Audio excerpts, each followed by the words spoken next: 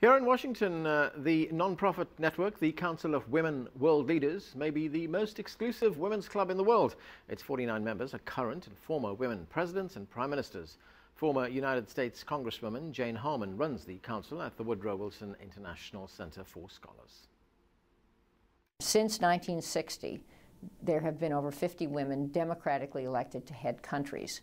And most of them are members of Jane Harman's Council of Women World Leaders, a non-profit group dedicated to gender equality and the idea that more women should be at the highest levels of government. There is a woman who's Prime Minister of Thailand, and there is an emerging woman, Aung San Suu Kyi, who heads a major opposition party in Myanmar. So there are lots of women in Asia. There are lots of women in Latin America.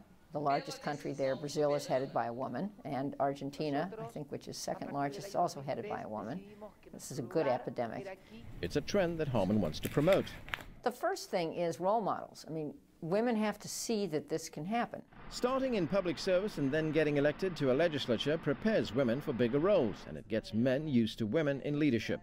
It's a process she witnessed while serving in Congress for 9 terms, starting in 1992. Once a critical mass of women arrived at Congress, it was hard for the old stories about, you know, chairmen of committees who didn't want women on their committees and all that to occur. Women started to be appointed to all the committees. Women started to chair the committees.